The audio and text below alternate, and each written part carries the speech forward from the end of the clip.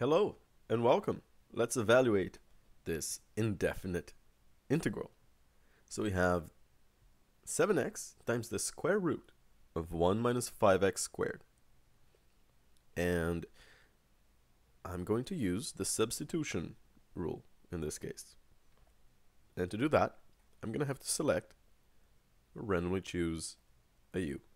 Well, actually not so randomly. I'm going to take 1 minus 5x squared as u. Initially, it takes some practice to figure out what u needs to be. But once you have that practice, you are usually going to be able to figure it out relatively quickly. So now what do we do? Now we can take or find the differential of u. So we can just write a du below the u and take the derivative of 1 minus 5x squared, and then I will write a dx at the end. I have to. Okay, so what is the derivative of 1 minus 5x squared? Well, the derivative of 1 is just 0, and the derivative of negative 5x squared, well, I just need to take down the 2, multiply by the 5, so I get negative 10. Then I can subtract 1 from the exponent. So 2 minus 1 is just 1, so we have x to the power of 1. And I need to write dx at the end. Great.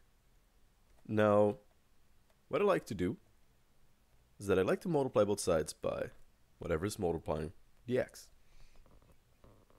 That makes things easier to see.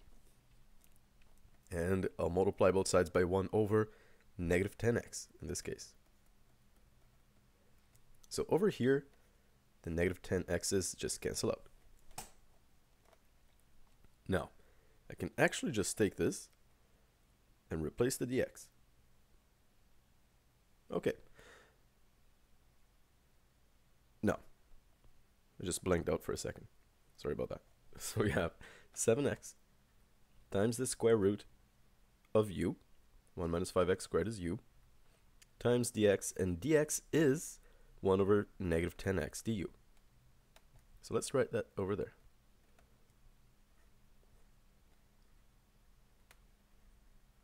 Great. Now, note that the x's are just going to disappear. I have a 7x over here. That x cancels out with the x down at the bottom. Okay? And then I can also combine these constants because I have the 7, and we're multiplying it by the negative 1 over 10. 7 times negative 1 over 10 is just negative 7 over 10, which I can just take out of the integral here. So I can actually just have negative 7 over 10 times the integral. Isn't that fantastic? Makes things a lot simpler. So we have the root of u, du. Now we can just very simply just evaluate the integral. And I think I said just like 5 times. Wow, I have to monitor myself. And the square root of u is just u to the 0.5, or just u to the power of half. So how do we take the integral of that? Well, we can just add 1 to the half. So we have u to the power of 3 over 2, right? Because 1 over 2, or half plus 1 is just 3 over 2. And we divide it by 3 over 2 also.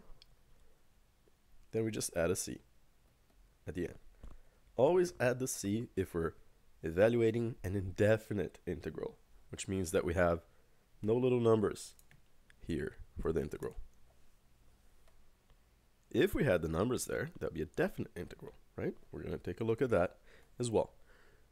So, let me just rewrite this because it's messy looking right now. So we still have the negative 7 over 10, u to the power of 3 over 2 over 3 over 2.